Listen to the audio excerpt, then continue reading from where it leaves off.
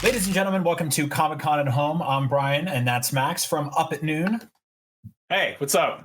Good job. We did it. Collectibles are the biggest part of Comic-Con, but since you can't go to the show floor this year, we thought we'd bring some to you. McFarlane and Todd McFarlane himself, McFarlane Toys, have been long making awesome, high-quality toys for big kids and adults. They usually have pointy objects all over them, and they're dangerous and cool, gruesome weapons and blood and stuff like that.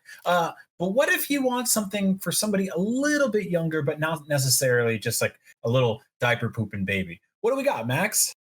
Raw 10!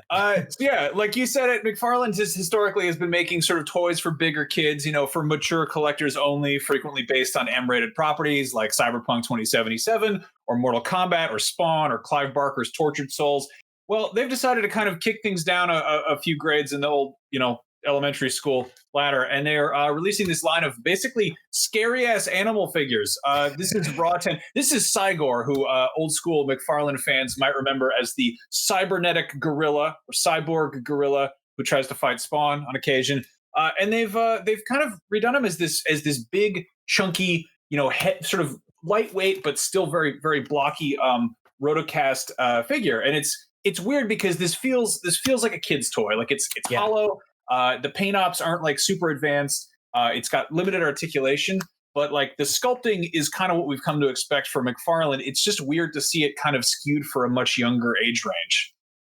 Yeah, I totally agree. The sculpts on these things are fantastic. Now, the interesting thing about them, like you said, is they are not super articulated, but they do feel like big, fun backyard toys.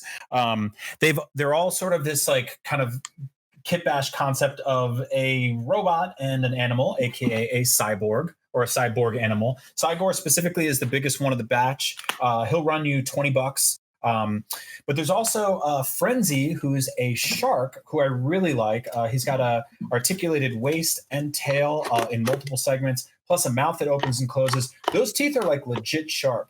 And what I really dig about this is this feels like an old school toy where you could just shove action figures in his mouth and do some chomping. I like these toys a ton. So like that's the thing is, I mean, we talk about Comic-Con, we talk about collectibles, which is that sort of pretentious adult way of saying they're toys. These are actually toys for children. You can be like, oh yes, here's the Spawn figure from the Mortal Kombat line. It's super articulated. It has detailed paint ops. But these are made to like play around with in the backyard. They're made.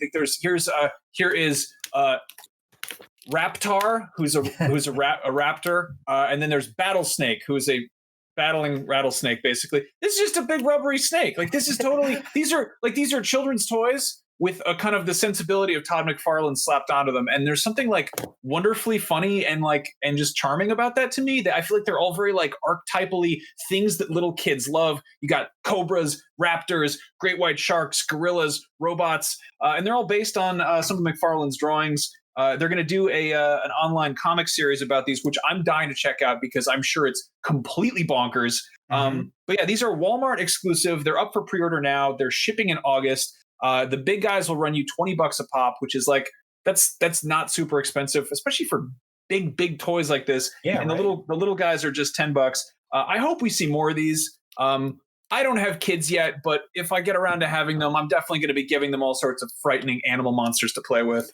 Yeah, this actually reminds me a lot of the sort of like Ninja Turtle bigger vehicle and like bug and monster shaped things I used to buy back when I was like 10, 11 years old. I was a huge fan of that era, and so this sort of feels like bringing that kind of style back.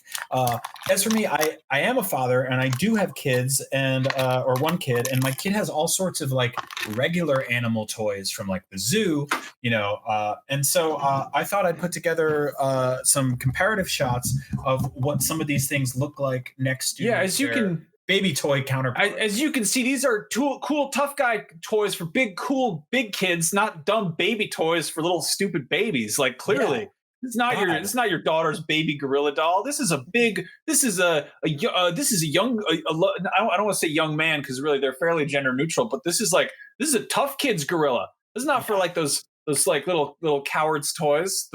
Take a look at those cheeks. You think that's wiener animals? This guy has he's got a good big butt. Also, I love this detail. I didn't catch this initially.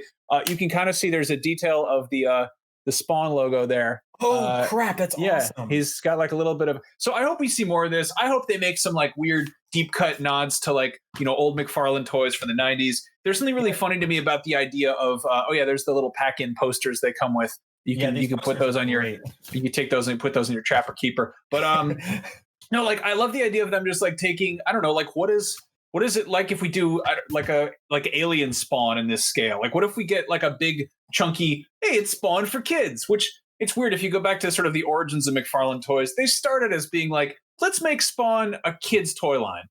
Yeah. Anyway, they're up on Walmart.com. We have lots more toy and collectible coverage coming out of Comic-Con. Stick around, and huge thanks to McFarlane for sending these over. I think everybody can use a cyborg gorilla in their life. Look at these big donkey cheeks. Stick around for more Comic-Con. he can talk. I'm 34. I'm even older.